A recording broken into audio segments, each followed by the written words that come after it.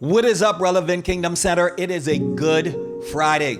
You know, Damari and I was speaking this past week, and what he said to me was that there are many people that don't understand what Good Friday is about. There was a girl at his work that was asking, why is this particular Friday, in particular, a Good Friday and not every Friday? Because she feels like every Friday is a great Friday. So I said to Damari, I said, did you explain to her what Good Friday was? He said, yeah, Dad. I told him it was a Christian holiday where we celebrate the death of Jesus Christ. And see, that's what makes it different, because this particular Friday is the time where we focus in on the time when Christ paid the ultimate price on Calvary's cross for you and for me. That's what makes this Friday not just good, but really it's a great Friday. And it's a Friday like no other.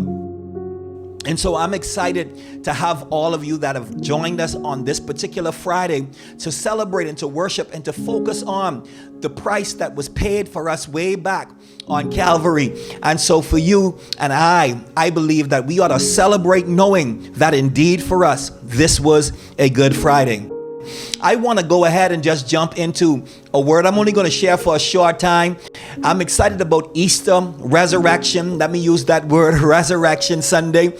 You know, so many people in particular, they focus on the pagan aspects of these holidays, and they try to cloud it to the point where they tell us as believers not to celebrate because we're celebrating pagan rituals. But the truth of the matter is, we can't allow the enemy to steal this moment from what God has done in the earth during this season. No, this isn't about a pagan ritual. This is about the fact that Jesus Christ paid the price, but he didn't stay in a grave. Come on, but he got back up again. And so we're celebrating all weekend. And I want you to do me a favor, if you can. Please stand with me as we get ready to go into the word. If you're in the sanctuary, it is our custom to stand for the reading of God's word because we honor it. It is God breathed. Amen. It is our basic instruction before leaving earth. So now that all of you are standing, that are present, and for those of you that are online, we invite you to, kind of zone in with us. Try to get everything out of the way that may be a distraction and say, you know what, I'm going to focus in on this moment. But as you're standing, we're going to turn to Psalm 71 verse 5, and I'm reading the Passion Translation, so that's what's going to appear on the screen. It says this: for you are my only hope. Everybody say only. Yeah, he's my only hope. I've hung onto you, trusting in you all my life. Today, if I could tag a topic to this text on this Good Friday, it will be these nails are for you. These nails are for you. Pray with me. Father, I pray that I decrease, that you increase. Have your way. And Father, touch our hearts as we're gathered here for a time of worship and communion and to focus in on what you did on Calvary. In Jesus' name we pray. And everybody say, amen. You may be seated. Look at your neighbor and say, neighbor, the nails were for you. The nails were for you. You know, nails were instrumental, and these, of course, nails were instrumental in helping Jesus to be secured on the cross. Now, there's a lot of people that would differ and say that Jesus was not nailed on the cross, but rather he was hung with ropes on a cross. But the Bible tells us in many different places that he literally was nailed to the cross, that Roman centurions and soldiers, what they did was they actually nailed him to the cross, inflicting excruciating pain and suffering on this day. And it is a stark reminder of the price paid for humanity's sins. Watch this, in the depths of Christ's sacrifice. Each nail, everybody say each nail. Yeah, each nail represents the distinct aspect of redemption, forgiveness, reconciliation, and restoration. That's why for us, Friday points to tragedy, because it was a tragic death. It was not beautiful at all. It was a beautiful thing at the end of the day, but it was not beautiful in the sense that Christ had to go through a really hard task. He had to go through a very strenuous and excruciating moment and time where he literally became the Lamb of God that would now take away the sins of the earth. And so Friday points to tragedy. Saturday points to the peace of the cross. And I like this because in the midst of tragedy, in the midst of hard, excruciating times, watch this, we still see that God remained silent on Saturday because he was calm. Come on, he was copacetic because he already knew how the story ends. That's why I always tell believers that even in the midst of tragedy, you can remain at peace, because this is what this whole resurrection weekend teaches us, that in the middle of our situation, in the middle of us carrying our cross, can I just tell you, you can still have the peace of God that passes understanding. Ain't that great? Come on now, somebody. In God, a God that is able to give you peace. Amen. That guards your heart and keeps your mind. Saturday was silent. But y'all, we're going to celebrate, I'm sure, on Sunday, because here's what Sunday reminds of us. And that is, we also have a God that gives us victory regardless of the tragedy that we must face. We see the victory of the cross on Sunday. So Friday points to the tragedy of the cross. Sunday points to the peace of the cross. But Sunday points to the victory of the cross. See, there were nails, and these nails on that Friday that pointed to the tragedy were for you and they were for me. These nails that were in his body and over his head, because there's a lot of people that only would say that there were 3 nails. But can I just tell you, there were 4 nails. Come on now, somebody. There was a nail in his left hand, a nail in his right hand. There were nails in his feet. And then they used the nail to attach a sign over the top of Jesus's head that read, King of the Jews. Come on now, somebody. Here is the King of the Jews. This is what he was accused of, being the King of the Jews. And what we want to do just for a short moment is dive into what each of these nails represent for you and for me. Well, the first nail was put in his right hand. Everybody say his right hand. Yeah, the first nail was put in his right hand. Now, this nail represents our right to stand before God with righteousness. Come on now, somebody. See, because what it says is that now, after we have seen that God had sent Jesus to pay a price for us because we were unworthy, we were wretched sinners. Come on, we were not worthy to even come before the presence of God. That's why on this Good Friday, the Bible says that the veils of the temple were ripped. Why? Because it gave us access now to the innermost parts of the Holy of Holies. It gave us access, come on, to the presence of God. And you and I have the ability to come into the presence of God. The reasons why we're here on this Friday, the reason why we are able to gather here every weekend and experience God's presence in a tangible way, come on, where we can experience the manifest presence of God, is because of that nail that was placed in his right hand. Because the right hand represents the righteousness of God. And watch this, God imputed righteousness to us because we deserved to die. We were unrighteous. We were filthy. We were mess. But is there anybody in here that could just give God a praise on this Good Friday, because you understand now, watch this, that you've got access and that you have the ability to stand at his right hand? Somebody say, this nail was for you. Yeah, because it represents now our right. Everybody say, I've got a right. Yeah, you have a right. That means, watch this, there is a reason that you're able to do what you call to do in this season of your life and in this time of your life, especially when you connect to Jesus and you make him Lord of your life, because it gives you the authority, it gives you the right, it gives you the access that you need to do and become all that God's called you to do and to be. Come on now, somebody. Somebody say, he put this nail in the right hand for me. Yeah, so now the second nail, because I won't be too long, amen. The second nail was put in his left hand. Now the left hand represents that you won't be left out, come on, of your inheritance. The left hand represents, watch this, the promises of God over your life. Proverbs 3 verse 16 in the New International Version says this: long life is in his right hand, and in his left hand are riches and honor.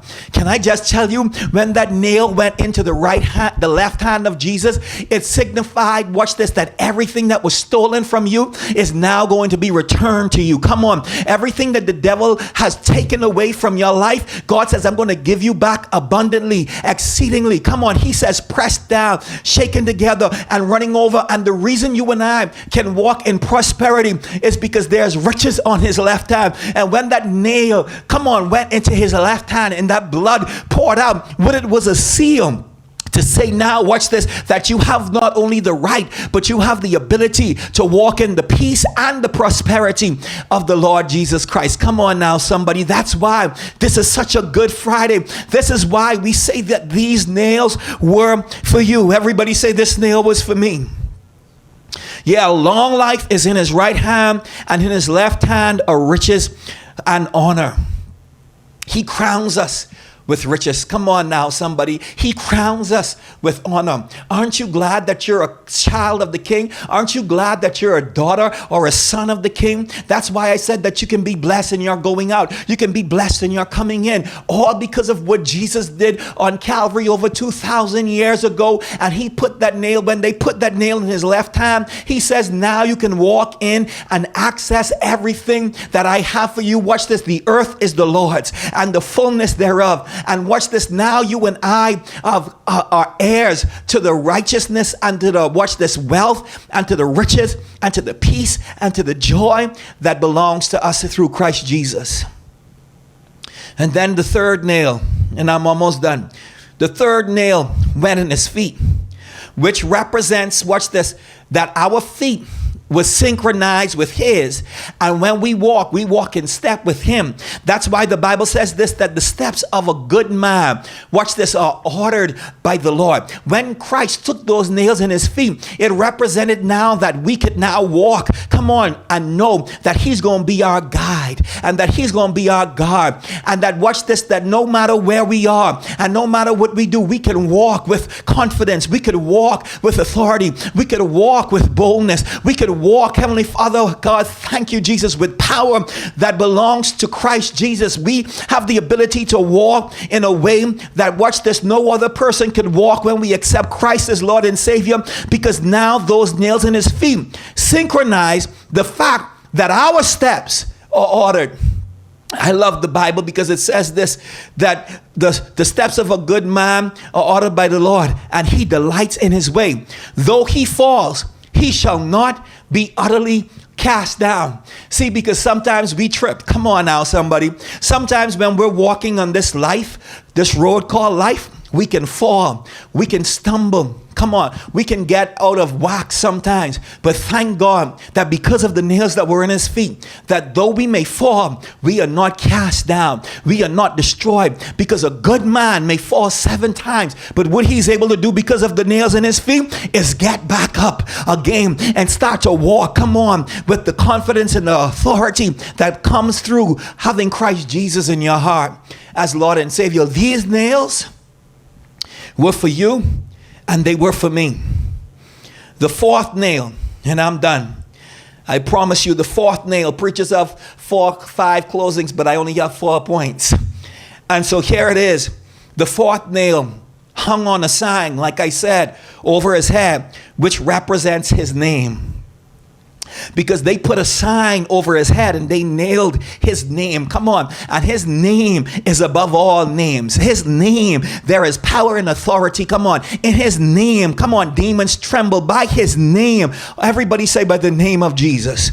Yeah, see, because when they put his name, they were in sense saying that he is indeed the King of Kings and the Lord of Lords. Yeshua, come on, Yahweh. This is the King. This is the Lord. This is the Lamb of God. So the fourth nail represent his name. And when they placed this written charge against Jesus, saying, here is the King of the Jews, can I just tell you, what they were in essence doing was crowning you, and they were crowning me. Come on now, somebody. That's what makes us royalty, because the Bible says that we are a royal priesthood. Come on.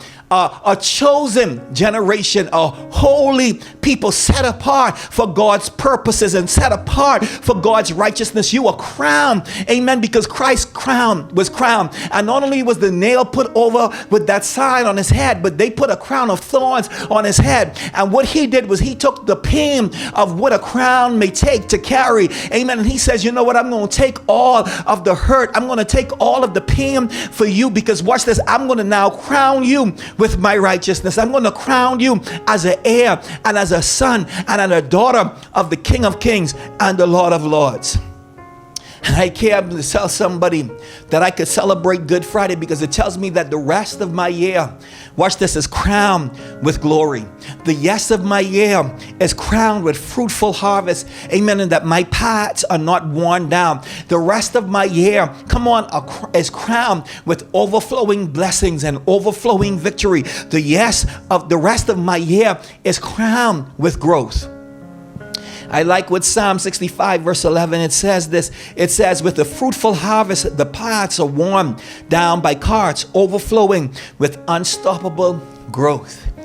See, when he put the crown on his head, and when they put the name over his head on that cross, when he took the nail in his left hand, when he took the nail in his right hand, when they put the nails in his feet, it meant that now we would be unstoppable. Because this was just Friday. And as I said, Friday may have pointed to tragedy, but Sunday will point to victory. These nails were for you. These nails were for me. And if you don't get anything that I've shared on this Good Friday, I just want you to know that because of these nails, there's going to be unstoppable growth in your life. Because of these nails, your family is going to be unified like never before. Because of these nails, there is unlimited blessings. Because of these nails, there's unmerited favor. Because if there was no Good Friday, there would never be a Resurrection Sunday. And I'm so thankful for the nails, because those nails were for me and those nails were for you. Come on, everybody, lift your hands as a sign of surrender. Father, we thank you because as we celebrate, as we've worshiped, as we have honored you through our praise, as we've honored you through our worship, we thank you now, Father God, that this word has now reminded us of the power of the price that was paid on this Friday over 2,000 years ago. I thank you, Lord, that every individual here will understand that they have right, they have access. Father, I thank you that every individual will understand that they can walk with confidence. They can walk like nobody else walks when they belong to you, when they accept that price that was paid, when they put the blood over their life. Father God, I thank you that there's unlimited blessings, there's unmerited favor, there's unstoppable growth, that there's going to be a uniting, amen, in their hearts and in their churches and in their families in the name of Jesus. God, I thank you because these nails were for each and every one of us. Come on, put those hands together now and give God a praise. As we get ready to go into our time of communion, I want you to pay attention to this last and final clip that shows the power of the price that was paid on Calvary. And as you watch this clip, see every nail that is going into his hands and into his feet, and say, those nails were for me. Those nails were for you. In Jesus' name, hallelujah.